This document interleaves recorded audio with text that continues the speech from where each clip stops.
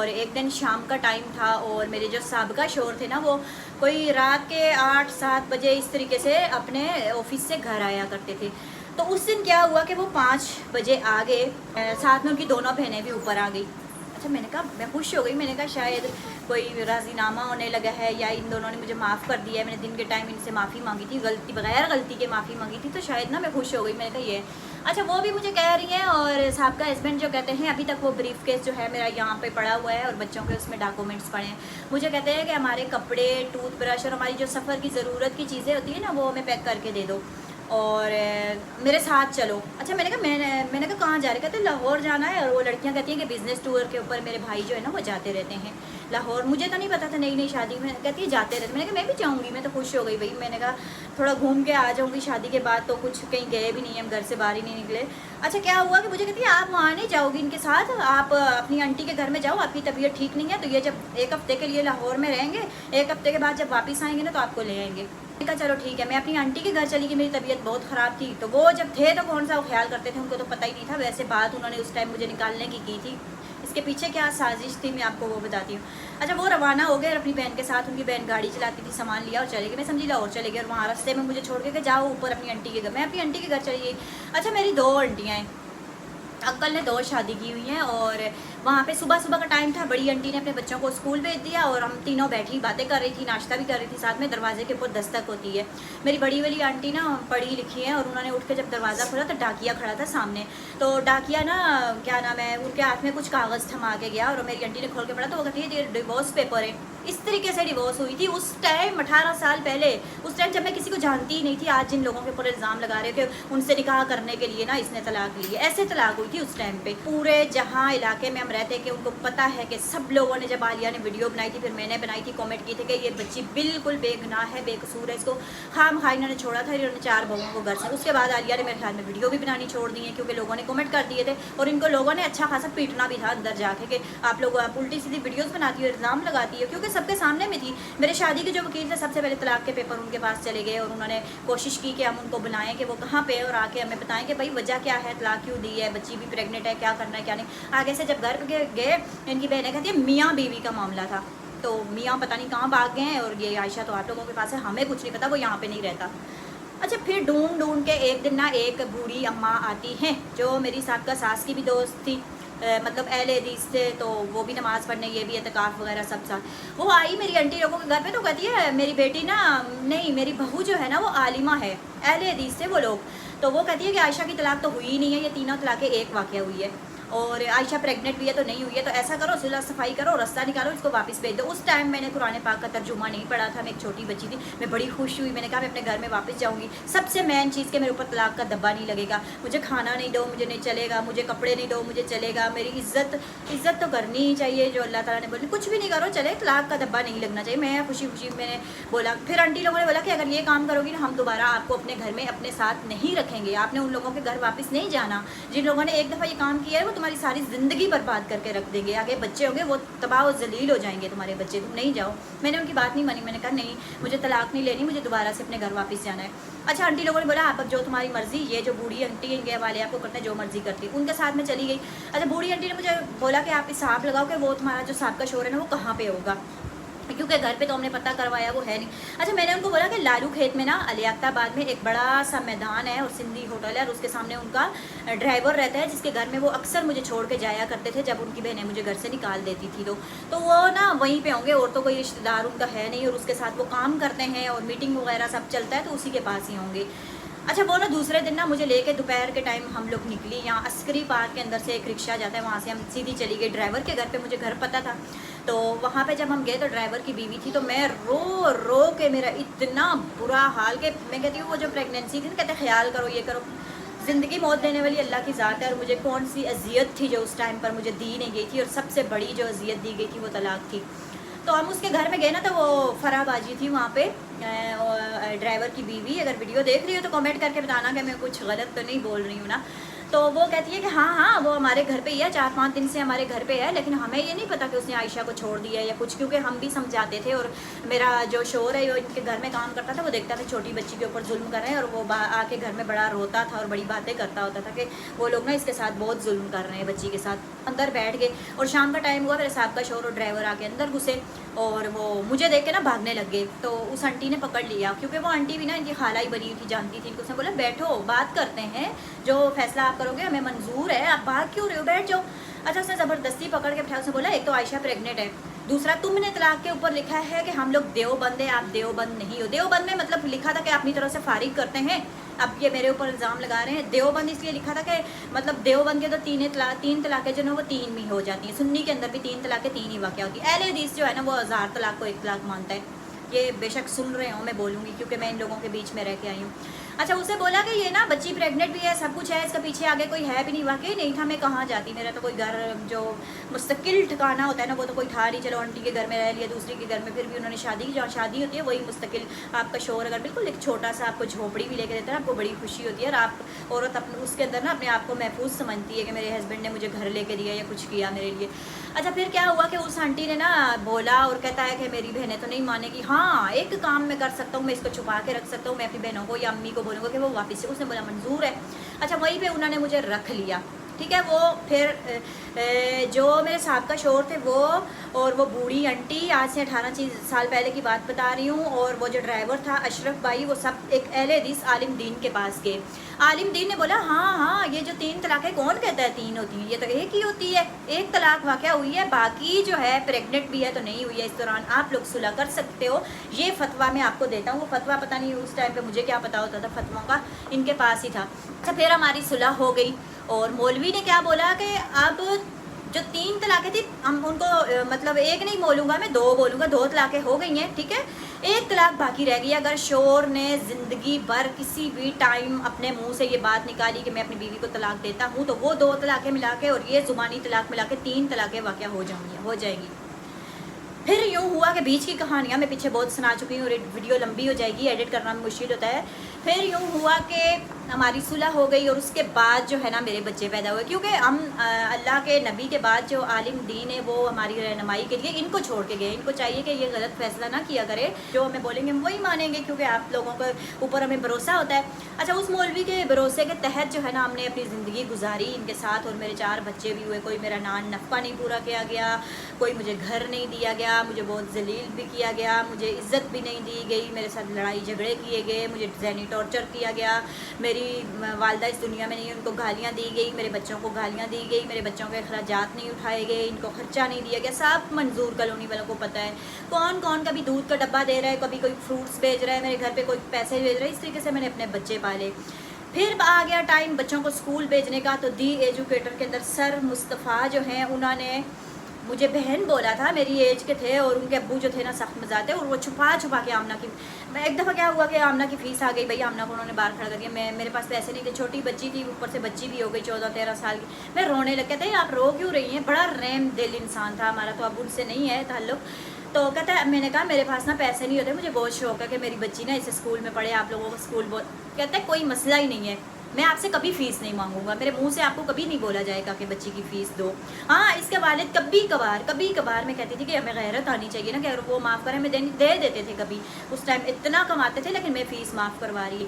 اچھا اس طریقے سے انہوں نے جو ہے نا بچی کی فیس معاف کرتے کرتے دی ایجوکیٹر سے میری ایک خواہش تھی، تو میری بیٹی نے جو ہے نا وہ میٹرک پاس کر لیا۔ بات ہمارے بچے جو ہے نا طلاق کے بعد نہیں ہوئے، کیونکہ وہ مولوی نے صلح صفائی کرا دی تھی، فتویٰ بھی آ گیا، اس کے بعد میرے 3 بیٹے پیدا ہوئے۔ میرے 3 بیٹے جب پیدا ہوئے تو ایک دن مجھے محمد احمد بھی تھے کچھ 5-6 مہینے کے، مجھے کسی نے بولا کہ آپ کا بھائی نا بہت بیمار ہو گیا ہے اور ذہنی طور پر معذور ہو گیا۔ اس سے پہلے میرا ان لوگوں سے رابطہ نہیں تھا پیچھے اپنے گھر میں نا، تو میں نے پھر کیا کیا کہ میں یوٹیوب پر لائیو بھی آتی تھی، تو میں نے وہاں پہ بات کی کہ میرے بھائی کے لیے دعا کرنا، نیا میں نے اپنا چینل بنانا سٹارٹ کیا تھا، میرے بھائی کے لیے آپ سب لوگ دعا کرو۔ تو وہاں سے ایک کوئی میرے تھے لائیو میں، انہوں نے بولا کہ آپ اپنے بھائی کا علاج کرواؤ۔ میں نے بولا میں اپنے بھائی کا علاج نہیں کروا سکتی، میرے پاس تو پیسے ہی نہیں ہے، میرے 4 بچے ہیں، تو میں یہ رینٹ کے گھر میں رہتی، سچی بات، جھوٹ تو نہیں تھا۔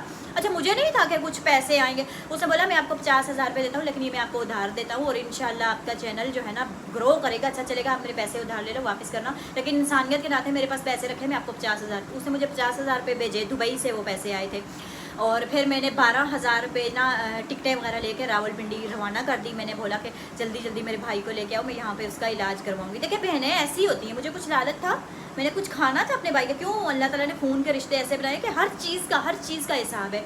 अगर ये अलमारी में मैं ज़्यादा सारे कपड़े लटका रही हूँ ना ले लेके, तो इसमें से मैं कुछ दे भी देती, क्योंकि इनका भी हिसाब है कि इतने कपड़े ले रहे थे, दूसरा बंदा जो है शलवार और पहन के, कमीज़ और पहन के, हमने भी ये वक्त टाइम गुजारा है।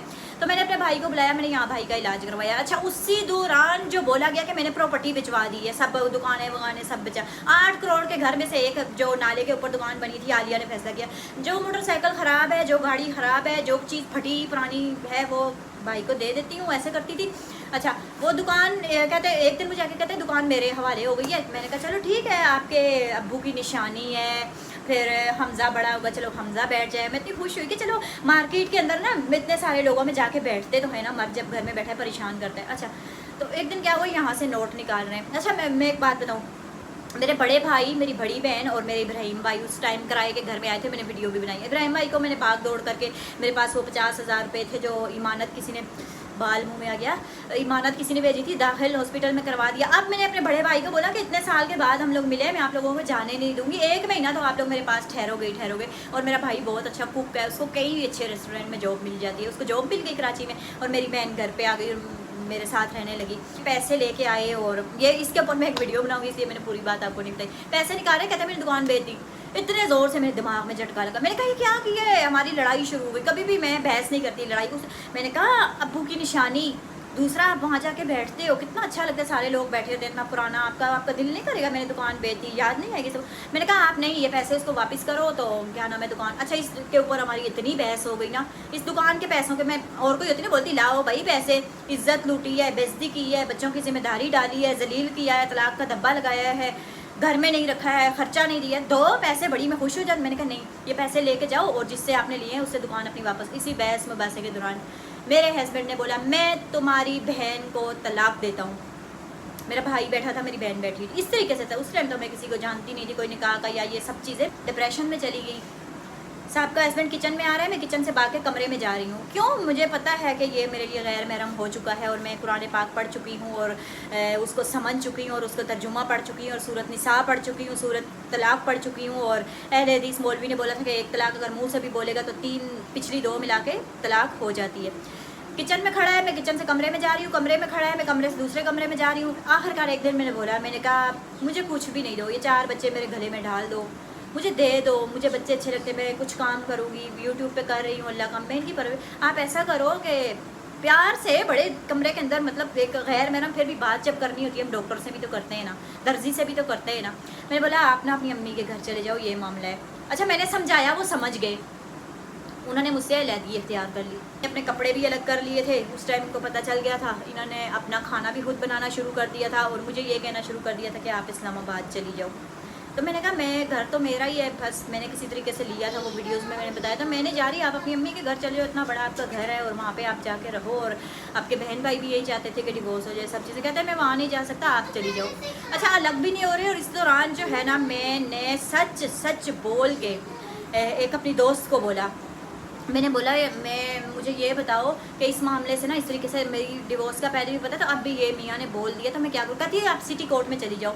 मैंने कहा मैं कोर्ट में नहीं जाऊँगी, मुझे वहाँ पे भरोसा नहीं है, मैं शरीयत के मुताबिक कुछ चाहती हूँ। कहती गूगल पे सर्च करो। गूगल पे मैंने सर्च किया, मेरे आगे आया बनूरी टाउन का दारुल फतवा, एक मस्जिद है, पता नहीं क्या नाम भूल गई हूँ उसका, ये बनूरी टाउन में है। और वहाँ पे जो सिटी कोर्ट के या कोई ऐसे शरई फैसले, या कहीं भी किसी के घर में कोई मसले मसाइल शरई हों, ज़मीन के हवाले से, तलाक के हवाले से, किसी हवाले से, तो वो लोग वहाँ जाकर फतवा लेते हैं। और वो वहाँ बड़े बड़े आलिम दीन बैठे होते हैं जो कुरान और सुन्नत की रोशनी में फतवा देते हैं। अच्छा मैंने अपनी डिवोर्स के बारे में बात की, अभी मैं वो फतवा लेके आती हूँ, मैं आपको पढ़ के सुनाती हूँ कि मैंने तलाक ली थी या इन्होंने दी थी, या क्या हुआ था या क्या नहीं। अपनी बच्चियों के ऊपर यूँ इल्ज़ाम नहीं लगाया करें, वजह देखा करें क्या क्या ज़्यादती हुई है हमारी बच्ची के साथ, फिर बात किया करें। क्योंकि ये फतवा मैं लेके आ गई हूँ, मैंने क्या सवाल किया था और उन्होंने आगे से क्या जवाब दिया था, और हमारी इसके मुताबिक डिवोर्स हुई है या नहीं हुई है, क्या मामला है, मैं आपको बताती हूँ। ये सवाल उनको लिख के दिया था। मेरी शादी के 3-4 माह के बाद मेरे शोहर ने तहरीरी तौर पर मुझे तलाक दी। तलाक के अल्फाज ये थे कि मैं आयशा को तलाक देता हूँ, ये अब से मेरी बीवी नहीं है, یہ مجھ پر حرام ہے۔ اس کے بعد میرا شوہر اہل حدیث مفتی سے 3 طلاقوں کا فتویٰ بھی لے چکے ہیں، جس میں یہی لکھا تھا کہ 3 طلاق ایک ہی ہوتی ہیں، لہٰذا 3 طلاقیں نہیں ہوئی۔ جس وقت میری شادی ہوئی تھی اس ٹائم میری عمر جو تھی وہ 14 سال تھی اور صحیح سمجھ بھی نہیں تھی، ہاں طلاق کے بارے میں علم تھا۔ اب مجھے سمجھ آئی کہ ایک طلاق اگر 3 مرتبہ دی جائے تو وہ تینوں طلاقیں واقع ہو جائیں گی۔ میں پریشان ہوں، میری رہنمائی فرما کر بتا دیں کہ 3 طلاقیں واقع ہوئی ہے، تاکہ اگر تینوں ہو گئی ہیں تو میں شوہر سے علیحدگی اختیار کر لوں گی، اگر نہیں ہوئی تو ساتھ میں زندگی گزار لوں گی۔ یہ میں نے ان کو ایک فتویٰ دیا تھا۔ پھر بھی میں نے بولا کہ میرے بچوں کا باپ ہے تو ماں باپ بچوں کو دونوں چاہیے ہوتے ہیں۔ بے شک میرے امی ابو لڑائی جھگڑا کرتے تھے، آپس میں ایک دوسرے سے نہیں بنتی تھی، لیکن ہمیں تو دونوں پیارے تھے نا۔ اسی طرح میرے بچوں کو بھی اپنے ماں باپ دونوں چاہیے تھے، تو میں نے اس لیے شرعی طور پر ایک سوال نامہ لکھا تھا کہ ہماری کوئی گنجائش نکلے اور دوبارہ سے ہم ساتھ رہ لیں۔ عائشہ کا بیان، یہ جواب پڑھنے لگی ہوں۔ اگر عائشہ کا بیان واقعی درست ہے کہ اس کے شوہر نے اسے 3 طلاق نامہ 3 مرتبہ یہ الفاظ لکھ کر دیے تھے کہ میں عائشہ کو طلاق دیتا ہوں، اتنا عرصہ دونوں ساتھ رہے، اس پر توبہ استغفار کرنا لازم ہے اور فوراً سے علیحدگی اختیار کرنا ضروری ہوگا۔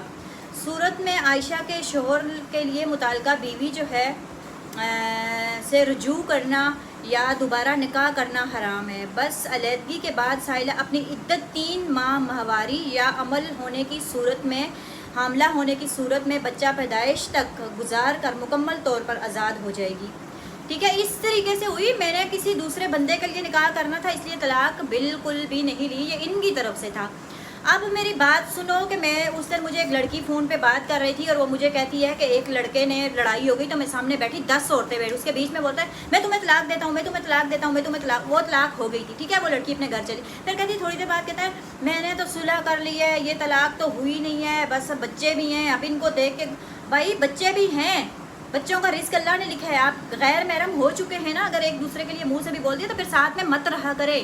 کسی غیر محرم، ہم بھائی زنا نہیں کرتے، ہم بھائی چوری نہیں کرتے، ہم بھائی یہ نہیں کرتے، ہم کسی مرد کی طرف آنکھ اٹھا کر نہیں دیکھتے، باہر ایسے کرتے ہیں بڑا اچھا گھر میں آپ غیر محرم کے ساتھ رہ رہے ہوتے ہو، یہاں پہ علیحدگی کرنا بہت ضروری ہے۔ رزق کی تنگی سے آپ نے نہیں ڈرنا، رزق کی تنگی کی وجہ سے غیر محرم کے ساتھ آپ نے نہیں رہنا۔ علیحدگی میں بھی باپ اپنے بچوں کو خرچہ دے سکتا ہے اور اس کے اوپر یہ لازم ہے کہ اس نے دینا ہے، تو آپ علیحدہ ہو جایا کریں۔ ٹھیک، آپ کا شوہر کی پہلی بیوی، 2 بچے، جو بہت معصوم پڑھی لکھی عورت اور عائشہ بھوانی اسکول کی ٹیچر، اور اپنے گھر میں نوکر اس کو کھانا اور پانی ڈال کے دے رہے، اور ان کے گھر میں آ کے ان کے جوتے اٹھا رہی ہے، ان کے برتن دھو رہی ہے، سب کچھ کر رہی ہے، صرف گھر ہڑپنے کی خاطر عالیہ نے اس کو طلاق دلوائی۔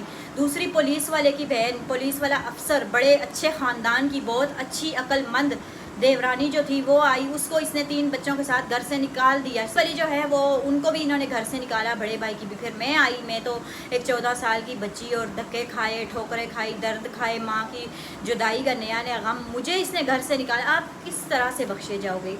صرف اور صرف مین مقصد یہ تھا کہ ہم نے سب کو نکالنا ہے اور گھر کے اوپر قبضہ کرنا ہے۔ اب وہ بھائی جس نے گھر بنایا تھا، میرا تو وہ کچھ بھی نہیں لگتا، کچھ بھی نہیں لگتا، طلاق ہو چکی۔ دیکھو انسانیت کے ناطے کتنا بڑا اس نے آپ کو گھر بنا کے دیا، اس کے لیے ایک کمرہ نہیں ہے، وہ روڈوں پہ رول رہا ہے۔ اچھا، عالیہ نے اس گھر کے اندر خود رہنا تھا، عظمیٰ نے شادی نہیں کرنی تھی، کیونکہ ساس ہوتی ہے، نند ہوتی ہے، شوہر ہوتا ہے، کام کرنا، جھگڑے لڑائی اے سی چلا کے سوئیں یا کام کریں ہم لوگ، تو ہم نے بس جم کرنا ہے اور کھا پی کے سو جانا، تو کیوں شادی کریں؟ ہم نے اسی گھر میں رہنا ہے، سب کو نکالیں گے، یہاں رہیں گے۔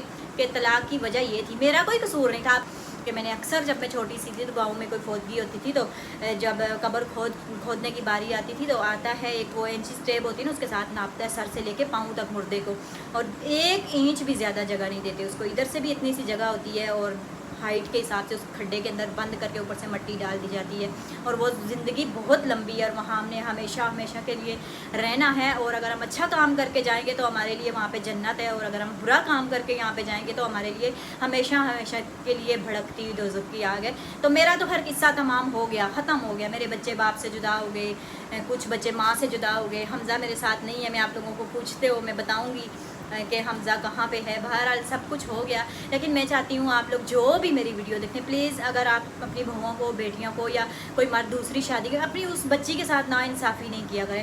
اس کو کچھ بھی کریں آپ, اس کے چھوٹے موٹے حقوق پورے کرتے ہیں, اس کو خوشی ملے گی, آپ کو دعا دے گی, آپ کو اللہ تعالیٰ اور دے گا. بس طلاق نہیں دیا کریں, ٹھیک ہے. کسی کے کہنے کے اوپر بھی آپ کو طلاق کا اللہ تعالیٰ نے مرد کو اختیار کیا, مرد طلاق نہ دے. بس میرا یہ کہنا ہے. میرا تو جو ہونا تھا ہو گیا, آگے بچیاں جو آنے والی ہیں نا وہ بچیں. بس اسی کے ساتھ ہی میں آپ لوگوں سے چاہوں گی اجازت.